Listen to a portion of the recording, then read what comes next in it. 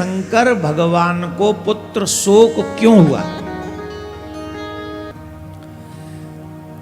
ब्रह्मवर्त पुराण के अनुसार एक राक्षस, एक दैत्य हुआ जिसका नाम था माली। उस माली और सुमाली नाम के दो दैत्य थे और उनको सूर्य के रुष्ट होने के कारण उनके अंग में एक बहुत भयानक वेदना हुई, रोग लग गया। हम सबके जीवन में शरीर में रोग कब लगते हैं? जब सूर्य देव भगवान रुष्ट हो जाए। ध्यान से सुन लेना, आजकल मोस्टली सनातनी सूर्य को जल नहीं चढ़ाते, जो कि अपराध है। कोई भी सनातन में जन्म लेता है तो सूर्य भगवान को एक आशा होती है कि एक लोटा जल ये मुझ में नित्य चढ़ाएगा, और इसीलिए हमारे शरीर में रोग लगते हैं। छोटे छोटे बच्चों की आंखों पे चश्मा है, क्यों है? छोटे छोटे बच्चे, ये कोई उम्र है चश्मा की? और लगा हुआ, कभी भी सूर्य को जल ही नहीं चढ़ाया। शरीर में तमाम रोग हैं, क्यों है? क्योंकि सूर्य को कभी प्रसन्न नहीं किया। आरोग्यता प्राप्त करने के लिए भगवान सूर्य का आदर करना चाहिए और नित्य एक लोटा जल अवश्य चढ़ाना चाहिए।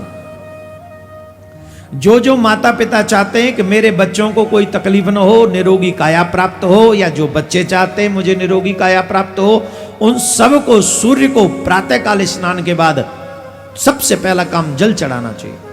रोली डालकर, लाल फूल डालकर या पुष्प डालकर अवश्य जल चढ़ाना चाहिए। इससे हमें निरोगी काया प्राप्त होती है, सूर्य भगवान प्रसन्न होते हैं। तो माली और सुमाली ने भगवान भोलेनाथ से कहा कि सूर्य के कारण हमें ये वेदना हो रही है, हमें ये कष्ट हो रहा है। सुमाली और माली के मुख से ये दुख सुनकर शंकर भगवान को क्रोध आ गया और उन्होंने अपना त्रिशूल सूर्य के ऊपर चला दिया। अब भगवान शिव के त्रिशूल का बार भला कौन सह सकता है? किसमें इतनी सामर्थ्य है जो उस बार को सह ले?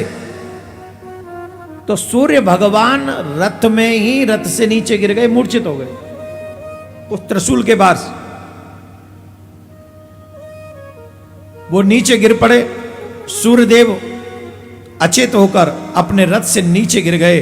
और पूरी सृष्टि में जब सूर्यदेव अचेत हो जाएंगे तो क्या होगा? अंधकार।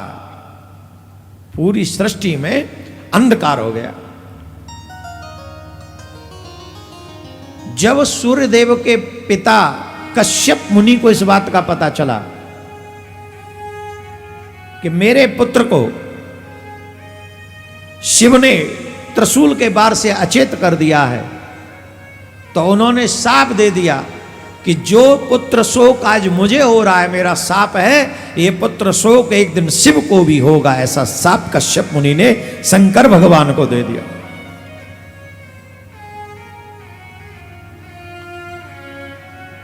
उसी शाप को सत्य करने के लिए भगवान शिव ने गणेश जी के शोक को स्वीकार किया। थोड़ी देर के लिए पुत्र की मृत्यु कोई साधारण थोड़ी, कितना बड़ा शोक है। लेकिन कश्यप मुनि के वचन झूठे न हो जाएं, इसलिए उनको पुत्र शोक स्वीकार करना पड़ा।